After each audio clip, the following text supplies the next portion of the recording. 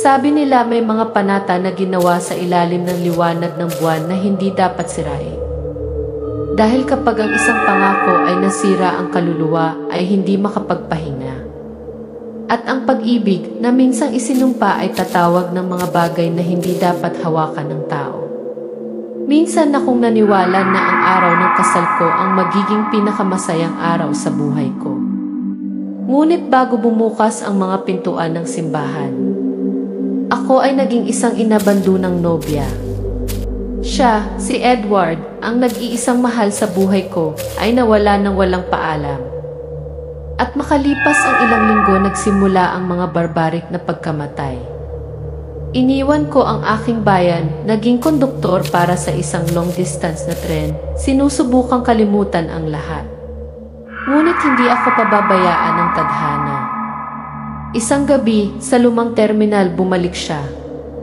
Hindi sa panaginip, ngunit sa laman. Noon na nagsimula akong makarinig ng mga katok sa aking pintuan sa kalagitnaan ng gabi. Bumubulong sa aking tainga mga anino na dumadaos-dos sa mga salamin at mga pulang mata na nakatingin sa labas ng kadiliman. Hindi ko alam kung ano ang ibinalik ni Edward sa kanyang dugo. Ngunit alam ko ang isang bagay, may sumunod sa kanya pabalik. At gusto ako nito. Ito ay hindi lamang isang kwento tungkol sa isang sirang pangako. Ngunit isang kwento tungkol sa isang babae. Nadala sa labanan sa pagitan ng pag-ibig at kasamaan. Sa pagitan ng kapalaran at kaligtasan ng buhay. Dalagang konduktor, din isumpang hindi nagwawakas. Kwentong aswang, true story. Naniniwala ako noon ang pag-ibig ang magiging pinakaligtas na lugar na pagtataguan. Ngunit noong araw na isinuot ko ang purong puting damit pangkasal, naintindihan ko. Hindi lahat ng pangakong binitawan sa ilalim ng liwanag ng buwan ay tinutupad. Ang kamera ay umiikot sa pagsikat ng araw sa isang mapayapang nayon sa baybayin. Si Lee, isang batang babae na may mga mata na kumikinang sa pag-asa, ay nakaupo sa harap ng salamin. Nanginginig ang kanyang mga kamay habang inaayos ng kanyang ina ang kanyang saklot. Ang tawanan ng mga kamag-anak niya. Ang sikat ng araw ay sumisikat sa kanyang purong puting trahe de boda, isang simbolo ng kadalisayan at pag-asa. I was 16 na when fell in love with Edward. Is thy first love, silly, but so deep that thought I would die without him. Simbahan, waiting room. Nakaupo si Lee sa wedding car. Kumakabog ang puso niya. Her best friend, Joyce, says, "Ganda mo, sis." Si Edward maluluhan yan sigurado. Ang kamera ay humarap sa simbahan. Ito ay puno. Ang musika ng kasal ay tumutugtog ng mahina. Pumasok si Joyce para tingnan, pagkatapos ay tumakbo palabas, nagpanik. Joyce, wala pa si Edward. Lee, confused, worried, siguro na traffic lang baka kinabahan. Isang tunog pagkatapos ay 2 tunog, ang telepono ay namatay. Ang mensahe ay hindi nasagot. Ang mga mata ng lahat ay nagsisimulang lumipat mula sa pag-usisa patungo sa kahihiyan. Pinipilit ni Lee na maging kalmado, ngunit nangingilid na ang mga luha. Wala nang mas masakit kaysa maiwan ka sa harap ng lahat ng taong nagpala sa iyo. Nakaupo ako roon parang manika sa damit pangkasal, nakalimutan sa sarili kong kasal. Slow motion, bumaba ng sasakyan si Lee, tumakbo palabas ng simbahan sa gitna ng awkward, pabulong na tingin ng mga taga-nayon. Fast forward, nag-impake si Lee, umalis ng bahay. Mga eksenang nagpupumilit siyang kunin ang kanyang lisensya sa pagmamaneho ng bus, nagsasanay sa pagpapadala ng tiket, nakatira sa isang maliit na inuupahang silid. I chose to leave everything behind. Love, promises, even the name. Tinawag nila akong Lee, konduktor ng biyahe papuntang Bicol. Walang nakakaalam. Dati akong inabandonang nobya. Isang gabi, nag-iisa si Lee sa kanyang inuupahang kwarto. Nakatingin sa isang lumang larawan sa kanyang telepono, siya at si Edward. Tinanggal niya ang litrato. Pagkatapos ay lumuha siya, tahimik, isang babaeng natutong magtiis. Hindi ako umiiyak ng malakas gaya noong una. Natuto akong lunukin ang mga luha ko. At mamuhay na parang walang sumira sa akin. Habang papaalis na ang bus, narinig ni Lee ang sipol ng hangin sa labas ng bintana. Passenger mumbled dreamily in his sleep, walang kasal, walang ligtas. Lumingon naman si Lee. Walang nagsalita. Pero biglang lumamig ang hangin. Akala ko nakatakas na ako sa nakaraan. Pero lumalabas na ang nakaraan ay naghahanap ng daan pabalik sa akin. Akala ko noon ang mga bangungot ay mawawala. Na kapag matitigas na ang puso, wala nang makakasira pa. Ngunit lumalabas isang pamilyar na tingin lang lahat ay bumabalik na parang bagyo. Pagkikita muli ni Edward, isang pagkabigla sa paglalakbay. Ang tanawin ng isang istasyon ng bus sa isang maulan na hapon. Nagche-check ng tiket si Lee, nakangiti sa mga pasahero. Bumaba ang isang lalaki mula sa isang luxury car, elegante, tahimik, naglalakad patungo sa ticket counter. Huminto ang kamera sa kanyang mga mata, si Edward. Huminto si Lee. Bahagyang nanginginig ang mga kamay niya. Nilalaglag ang stock ng mga tiket sa sahig. 4 years. 4 na taon na walang text, walang tawag. At pagkatapos lumilitaw siya na parang hindi siya umalis, hindi sinira ang buhay ko. Sa isang umaandar na bus, makulimlim ang langit. Natutulog ang mga pasahero. Umupo si Edward sa pinakahuling row. Si Lee ay nakatayo sa harapan ng bus, sinusubukang iwasan ang tingin sa kanya.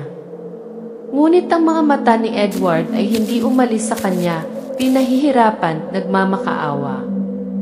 Edward, Lee, please, hayaan mo akong makapagpaliwanag. Tumalikod si Lee, umiti ng mahina. Walang sagot.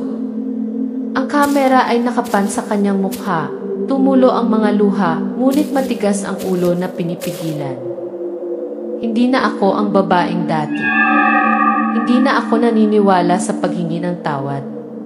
Pero hindi ko pa rin natutunan kung paano kalimutan ang isang taong minsan ko nang itinuring na lahat. Inihayag ang katotohanan, kalahating puso. Huminto ang sasakyan sa isang disyerto na gasolinahan. Dumidilim na. Umuulan. Hinila ni Edward si Lee sa tabi. Aalis na sana siya, ngunit sinabi niya, Edward, hindi kita iniwan dahil hindi na kita mahal.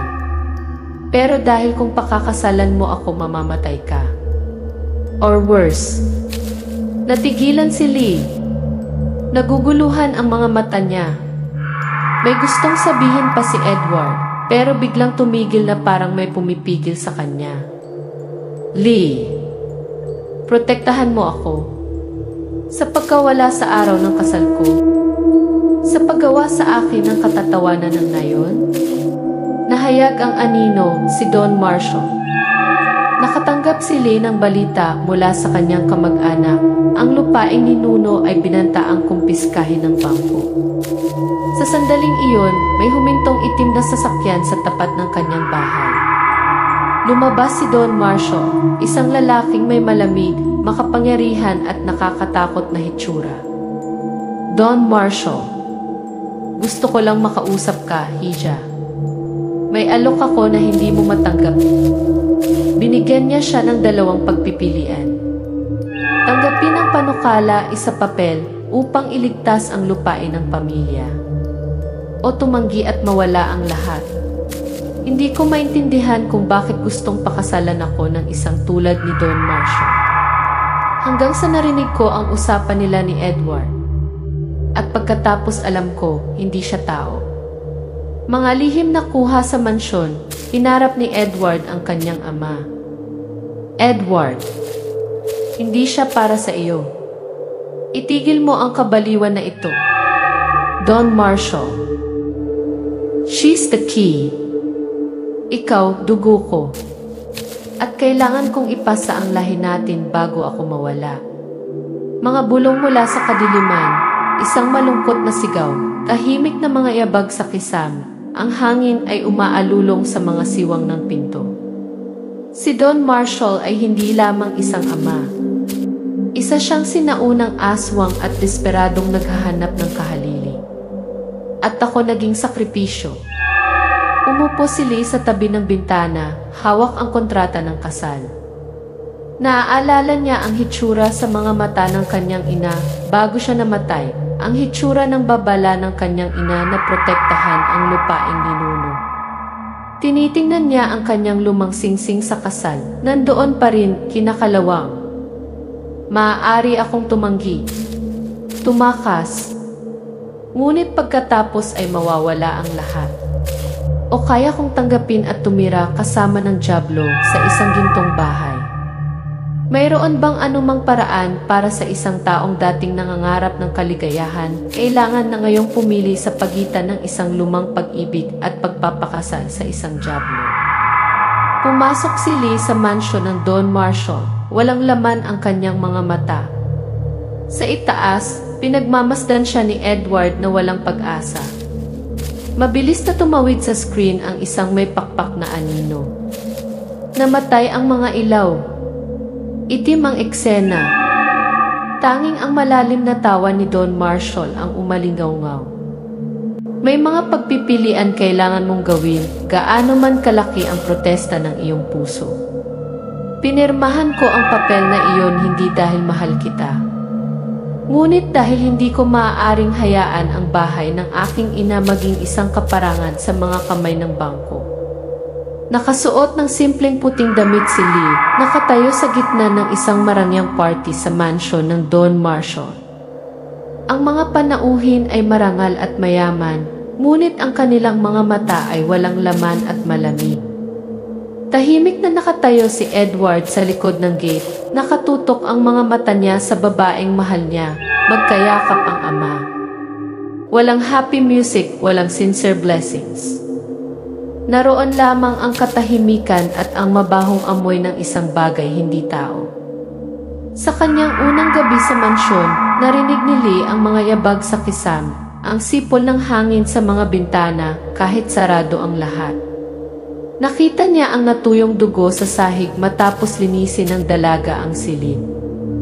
Kumakatok si Don Marshall sa kanyang pinto tuwing gabi, hindi pumapasok, bumubulong lamang. Ang tagal kong naghintay, Hija. Nagsisimula na akong matakot hindi dahil hinawakan niya ako, kundi dahil hindi na niya kailangan. Parang naririto lang, sapat na ang buhay sa akin para i-activate ang isang bagay na natutulog. Isang tahimik na pagtatagpo sa pagitan ng mag-ama. Palihim na nakilala ni Edward si Lee, hinila siya sa lumang library. Mayroon silang maikli at palihim na pag-uusap. Edward, hindi lang siya ang tatay ko. Isa siyang aswang.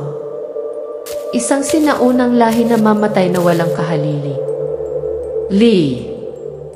At ako isang kasangkapan? Edward. Hindi, Lee. Ako ang ultimate sacrifice.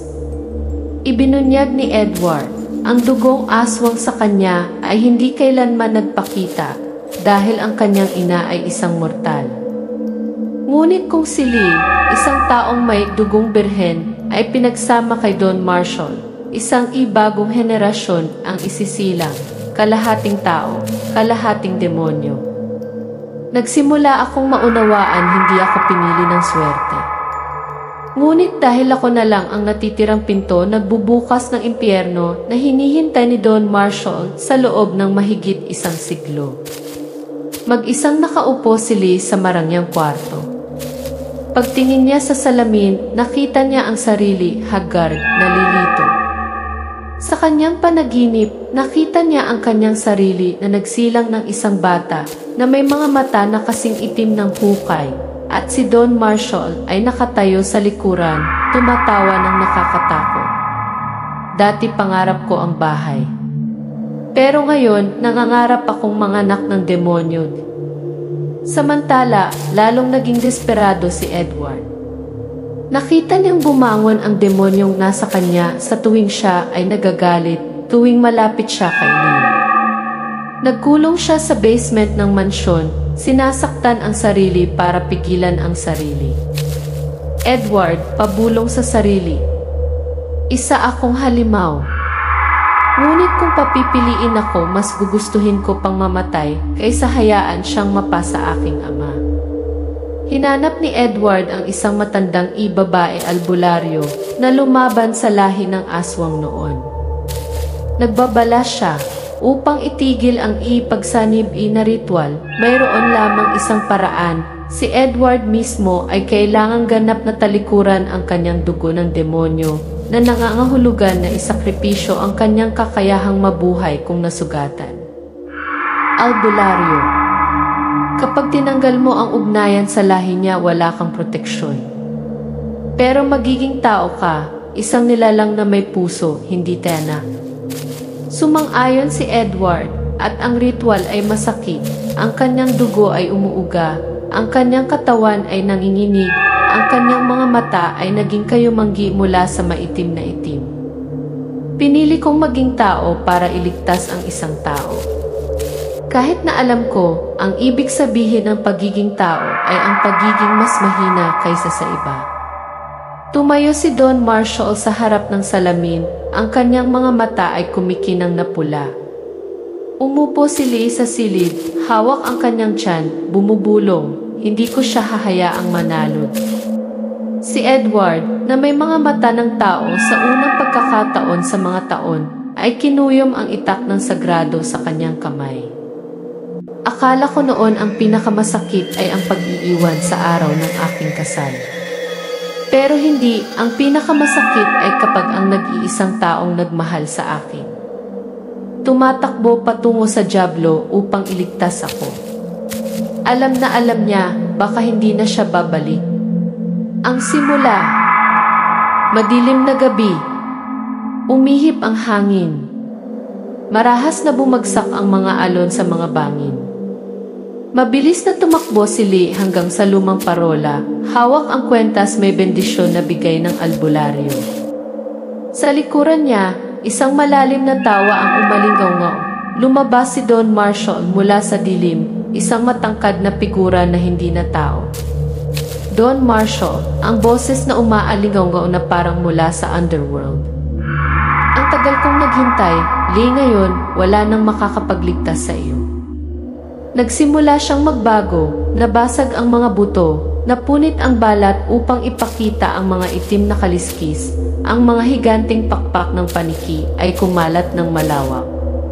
Mga mata na kumikinang na parang mainit na baga. Tumakbo si Lee. Sinugod siya ni Don Marshall, hindi nakuha, nag-iwan ng mahabang bakas ng kuko sa bangin ng parola.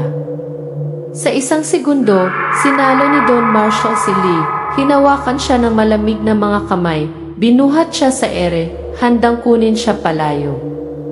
Lee, sumisigaw, desperado. Bitawan mo ako. Hindi ako ang iyong sakripisyo. Don Marshall. Ikaw ang susi at ako ang pinto. Isang sigaw sa malayo ang umalingaw-ngaw. Edward, tayong dalawa ang dapat tapusin to. Sumugod siya, pasulong bitbit ang itak ng sagrado sa kanyang kamay, ang apoy mula sa huling araw na sumikat sa kanyang mukha. Malakas ang laslas ni Edward, tinaga ang braso ni Don Marshall, iniligtas si Lee. Si Edward, hindi na demonyo, hindi pa tao, ang tumayo sa pagitan ng buhay at kamatayan. At sa unang pagkakataon, lumaban siya hindi para mabuhay, kundi para mamatay. Matindi ang labanan. Tumawa ng malakas si Don Marshall, mukhang bigo.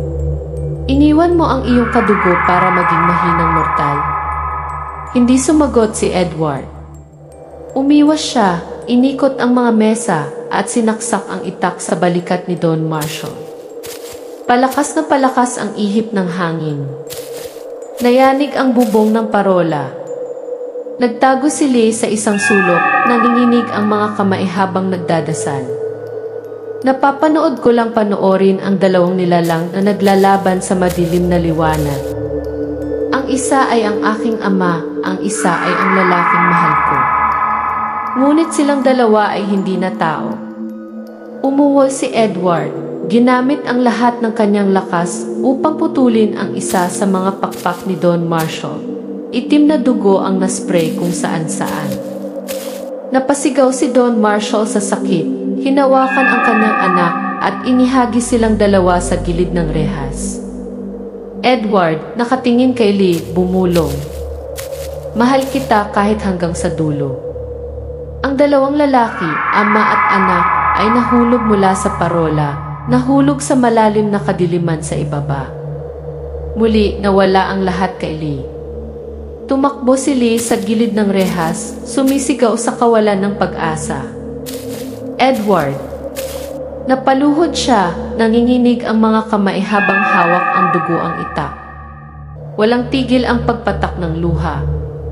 Nagsimula itong umulan na para bang itinatago ang mga huling luha. Sa unang pagkakataon na wala ka sa araw ng kasal natin. Sa pangalawang pagkakataon na wala ka noong pinili mong maging tao. At sa pagkakataong ito na wala ka sa akin magpakailanman. Unti-unting lumayo ang kamera sa parola kung saan si Lee na lang ang naiwan na nakaluhod sa hangin at ulan. Sa malalim na kalaliman ay halong dugo sa tubig dagat, walang nakakaalam kung may nakaligtas. Hindi ko alam kung buhay ka pa. Ngunit kung ikaw ay mangyaring huwag nang bumalik, dahil hindi ko kakayanin mawala ka muli. Akala ko noon hindi na babalik ang mga patay. Ngunit paano ang mga may puso ng tao? Ngunit sino ang hinahabol ng mga demonyo? Baka nagtatago lang sila, naghihintay sa araw na talagang sasapit ang bukang liwayway. Isang madaling araw, nagbubukas si Lee ng isang maliit na tindahan sa tabi ng dagat nang makatanggap siya ng kakaibang text message. Buhay pa. Sa'yo pa rin. Nahulog ang phone sa kamay niya. Nangilid ang luha. Umikot ang kamera sa paligid niya, dahan-dahan na para bang huminto ang oras pagkatapos ng mahabang bangungo. You're alive. And this time, hindi ka umalis. Nagtatago ka lang para bumalik. Sa lumang pier, sa ambon, may lumapit na figura mula sa malayo. Sumugod si Lee, ngunit maingat pa rin. Edward, mas payat, ngunit may matingkad na mga mata. Hindi ako aswang. At hindi na ako anak niya. Natigilan si Lee. Isinalaysay ni Edward. Nakaligtas siya dahil nahulog siya sa bahura at naanod. Bago tumakas patungong Amerika, isiniwalat ni Manang Norma ang katotohanan sa kanya. Si Edward ay hindi biolohikal na anak ni Don Marshall. Ang kanyang ina, noong buntis, ay tumakas at nagpakasal sa isang tao. Wala kang dugong demonyo. Isa ka lang naliligaw na bata sa laro ng iba. At ako sa wakas ay nakayakap sa isang tao.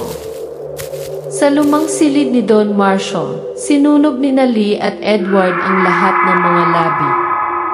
Ang mapa ng ninuno, ang estatwa ng demonyo, ang aklat ng ritual na pagsanib ng lahi. Habang nagniningas ang apoy, isang di nakikitang hiyawan ang umalinggaw-ngaw, pagkatapos ay tumahimik magpakailanman. Nang lamunin ng apoy ang sumpa, hindi ko narinig ang sigaw ng demonyo. Nakakita lang ng magaan na ngiti sa hangin. Marahil ang iyong ina sa wakas ay napahinga ng mapayapa. Isang maliit na bahay na itinayo sa tabi ng dalampasigan. Nagtanim ng mga puno ng Lee.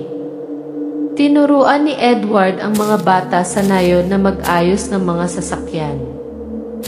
Slow motion, ang gininto ang sikat ng araw na pumapasok sa bintana. Larawan sa mesa, Lee at Edward, sa ibaba nito ay nakasulat. Buhay na walang sumpa. Hindi kami naghahanap ng perpektong buhay. Kailangan lang natin isang buhay na walang kadiliman. Isang maulan na gabi, habang wala si Edward, nagbabasa si Lee nang makarinig siya ng ilaw na kumamot sa pinto. Nag-walk out siya walang tao. May mga anino na hindi nawawala. Nananahimik lang sila naghihintay. Nawala na ba talaga ang mga anino? O nanahimik lang sila bago sila bumalik?